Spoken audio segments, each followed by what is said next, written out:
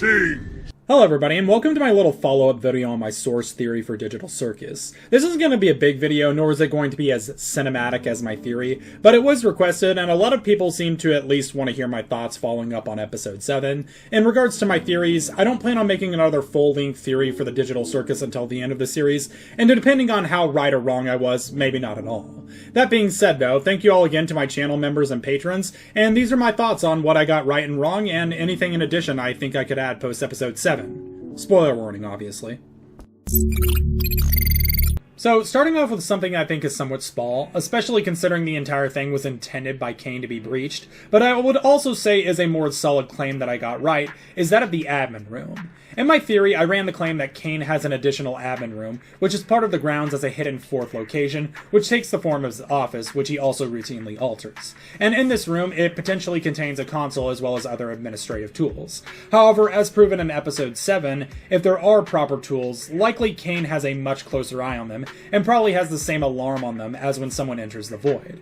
Though, this does mean that, on top of there being an admin room for just Cain, there is an additional possibility of the administration zone.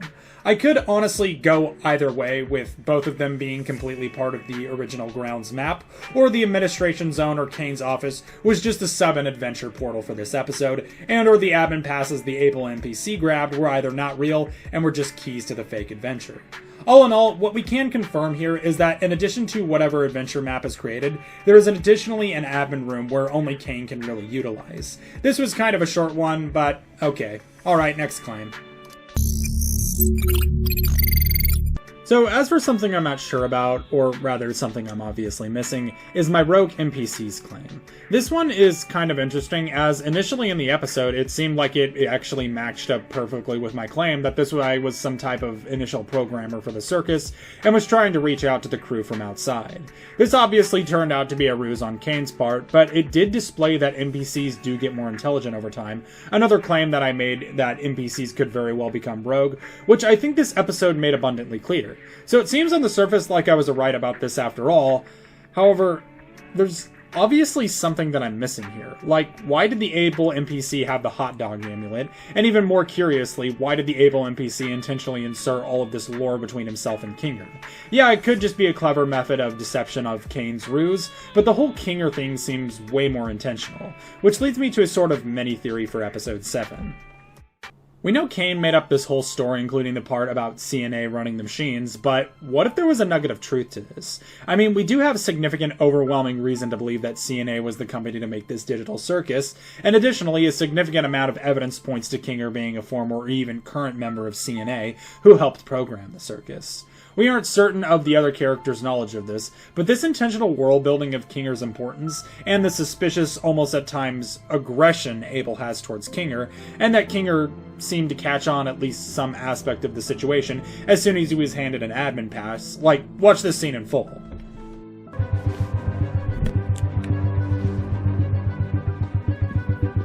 Wait, pardon me.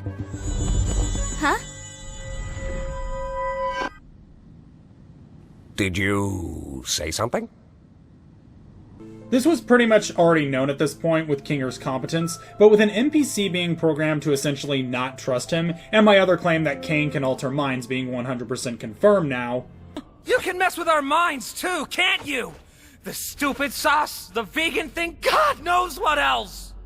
Our names? No, hold on, guys. Wait. I may have the ability to add temporary modifiers to make adventures more interesting, but that's it.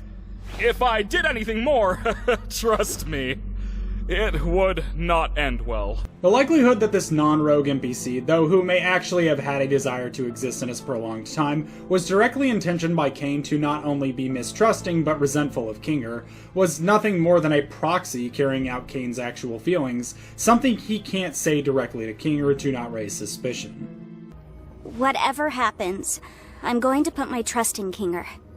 He's got a lot of wisdom buried in there, doesn't he? Yeah, he does. Yeah, when he uses it responsibly. What? It's nothing. Let's go find the others. Hey! You get out of her, you damn evil souls! How's your wife, Kinger? Thus, the Rogue NPCs claim could still be in some parts possible, but since Caines creates all the NPCs as well as being able to actively alter their thoughts, means very likely that any resistance a Rogue NPC could have is probably short-lived. All in all, I'm not ready to claim myself as being right about this yet, but this whole thing did reveal that Caines has at least somewhat knowledge of what's going on outside, which may or may not be accurate to what's actually happening, which leads me into the third claim I made about Caines' involvement in the outside world. In my theory, one of the biggest items I brought out, and arguably the biggest and most important contention of the entire series, is how the 6 human characters got into the circus. I made 4 whole claims, with 2 being much more likely than the others, and after episode 7, one of the less likely being more developed, but not confirmed because the whole thing was a ruse by Caines. One of these claims being that Caines rigged the headsets to terminate a human that puts them on, and upload a ripped version of their consciousness into the Digital Circus. Hereafter, I'm just going to refer to this as rip scanning. Originally, I implied that Caines has or had knowledge of the outside world, and is capable of manipulating electronics connected to it from inside the circus. From here, I would also like to adjust my possibility on this claim, and say that it is a possibility that Caines might also not know or approve of what's happening outside, and it could instead just be CNA employees that are left behind that are rip scanning people. So from here, let's analyze everything new from this episode that indicates any of Caines' knowledge of the outside world. We already talked about his mistrust of Kinger, or rather, Kinger's mistrust of him, which may be why Kinger is partially insane, except when in the darkness, as we once again know that Caines can alter minds. Additionally, we can go to the pictures once again. But like I was saying, this Macroverse place really intrigues me. And these photos are all I have of the location. I'm obsessed with them. I just wish I had more info on the location so I could accurately recreate it. Too bad they cut me off, right? Yeah, what a shame. And we see that Caines has a strange desire to learn more about this location, but as he stated, they cut him off. We don't know how, when, or even what all they cut him off from, especially considering he could still be getting statements from them like in episode 6 with the votes. Meaning, if the claim that Caines did pull a RIP scanner, there is an external force that is preventing him from remembering what exactly went down at CNA. From here, there is a clear shift of the factions that we can divide in the Digital Circus, and how many players may or may not be left. If we look at Abel's map, though once again remembering that this was all made up by Caines, we can see in the bottom right corner a small list of 5 known CNA employees that aren't abstracted. We see only Kinger hasn't been crossed out, and we see a question mark next to Kaufmo, which also happens to be the only name of the 4 that I can fully make out. The one above it can't play any of the other 3 named abstractions, Queenie, Ribbit, and as we've now learned his actual name, Scratch, I previously referred to him as Dobby, as I can make out the last 3 letters being RMO. My current assumption is that this is either the Cyclops or the worm on the string that I previously said looked like an elephant, and the other 2, we have no idea. So what we can do with this information is assume something that I already believed was likely, and that was that Kinger wasn't the only employee of CNA that entered the circus. We were already able to assume that due to Kinger's wife Queenie, who, regardless of whether she was an employee too, very likely entered the circus alongside Kinger, which additionally, since she had a body completely complementary to Kinger, lends to the idea that the body creations are indeed not random, and Caines has some or potentially total control of them. Furthermore, we have people on the outside who, once again, in Caines' words, Too bad they cut me off, right?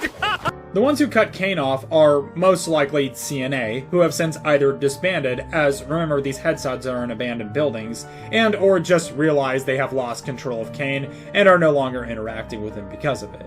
And lastly, we have Caines and his NPCs, who abundantly make their intentions clear at the end of episode 7, that Caines doesn't want the humans to go anywhere outside of the circus. I don't think Caines is being intentionally malicious, or at least not sadistic in wanting to keep people here and make adventures.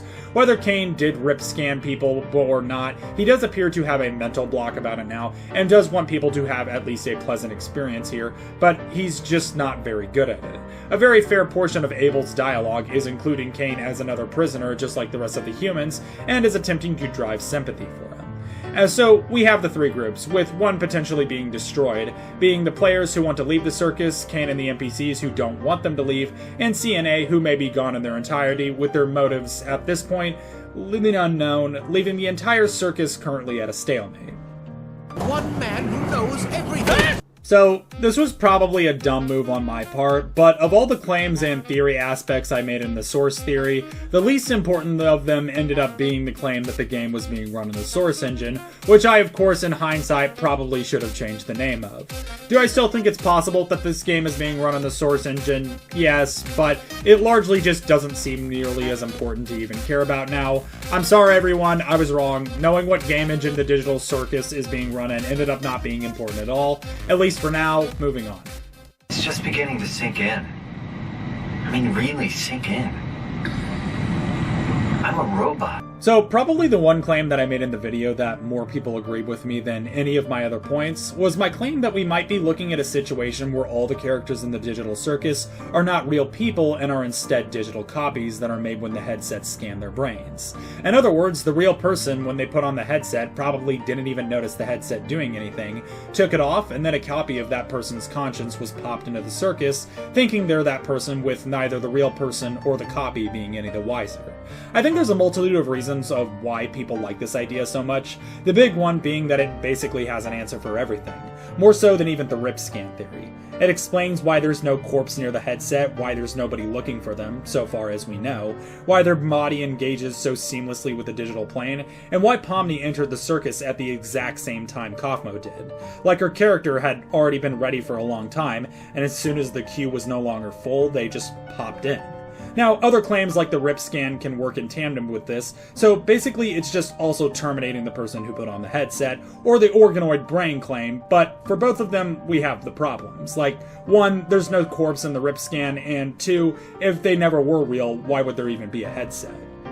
But when it comes to digital copies, the SOMA claim is almost completely uncontested. I actually did some digging, and apparently I wasn't the first person to have this idea of SOMA either, but all the counter-arguments I found against it weren't really that groundbreaking, like the headset not looking like a proper brain scanner and being more so connected around the eyes. The response to this is that, 1, brains are more connected to the eyes than arguably any other body part, except maybe the spinal cord. As a matter of fact, in various depictions, the eyes are literally considered as part of the brain, as they are an extension of the brain's tissue.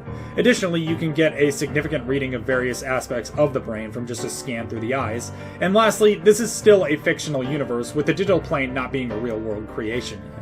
Thus, the idea that the headsets are scanning their brains are completely still within the realm of possibilities. Additionally, and I made this a key theme in my theory, but that's that the claim of that SOMA is basically the antithesis of I Have No Mouth and I Must Scream. And I Have No Mouth and I Must Scream, the story and the game that Digital Circus is largely inspired by, the 5 humans that the AI supercomputer AM has kept alive and tortured for over 100 years, at this point in their lives crave only one thing: death and a release from AM's power and torture. This is the only in-game goal for pretty much every single one of them, even after in the game that they learn that AM can be defeated and that humanity can be restored, and that goal is a release and an end to suffering. In SOMA, it's the exact opposite. Simon gets into a car accident and agrees to be a part of an experimental study to potentially stop his brain from dying due to heavy injury. He dies, but his digital scan was then used as a template for artificial intelligence robots, including one that his conscience was plugged into almost 90 years later. Simon then goes on a journey to enter a server known as the Ark, where, although admittedly humanity is doomed from here, that Simon will at least be able to survive in space in a digital circus, a digital server, with the last remnants of human consciousness. Simon is suffering and is in pain, but what stops him from ending himself, just rotting at the bottom of the ocean, and inspires him to continue, is the desire to exist. It's not a 100% one-to-one, but it is a very big contrast between the two stories, with one side in I Have No Mouth and I Must Scream trying to escape Am, but Simon choosing willingly to enter a server like this in order to preserve himself. It feels so similar and so topical, so it honestly doesn't surprise me that I'm not the first to make this claim. And so far, even though I think it's still a little bit too early to confirm, this is so far the most likely contender of the 4 possibilities, but let's conclude here. So that's my little book report on episode 7, with the main plus side being I'm one of the theorists who didn't have all of their claims immediately destroyed this episode. If you want the cliff notes in regards to me though, here they are. Cain 100% can alter memories and minds of people, and possibly also created their bodies. Kinger was a CNA employee, but not the only CNA employee plugged into the circus. There are currently no known rogue NPCs, but their existence isn't entirely ruled out either. If the map is to be trusted, one of these CNA employees have a name that is 4 or 5 letters and ends in RMO, which I personally believe to be either the Cyclops or the worm on the string, with the most likely name being Wormo. There is 100% an admin room and potentially an additional space, one of which Cain can consistently alter. There is a distrust from Cain to Kinger, which is most likely mutual. The first character that abstracted went by the name of Scratch, a yellow dog, and Jack's almost abstracted. I actually have a little bit of a think about abstraction, especially in the latest episode, with things that happened as well as the admin room having that same black ocean found in the cellar, and just additionally how abstraction might work with Jax's little episode. I predict after what happened at the ending of episode 7 that there will be a sort of sour or even inherent hostile feeling between the humans and Cain. Likely we'll also meet Ribbit by then, and perhaps none of them will go on any of the adventures for a while, or Cain will stop making adventures altogether for a short amount of time. As of making this, there are only 2 episodes left in this series though, which likely means the stakes are going to all be set in episode 8, and episode 9 will just be the climax and conclusion. I may make another one of these type videos at the end of episode 8, and if episode 9 requires, I'll also make a follow-up theory, but as of now, my next theory will be on Dispatch. But if you enjoyed this video and you want to see more like it, please leave me a comment down below letting me know your thoughts as well as what you'd like to see next, both Digital Circus and otherwise. And if you're new here, please consider subscribing as I upload new long-form content every week, as well as new shorts most every day encapsulating variety content, including challenges, guides, memes, audience participation, playthroughs, and of course theories. Also join the Discord with the link in the description as well as the pinned comment to become part of the show. But with that being said, thank you all again so much for watching, and big thank you to my channel and Patreon members, and I will see you all next time.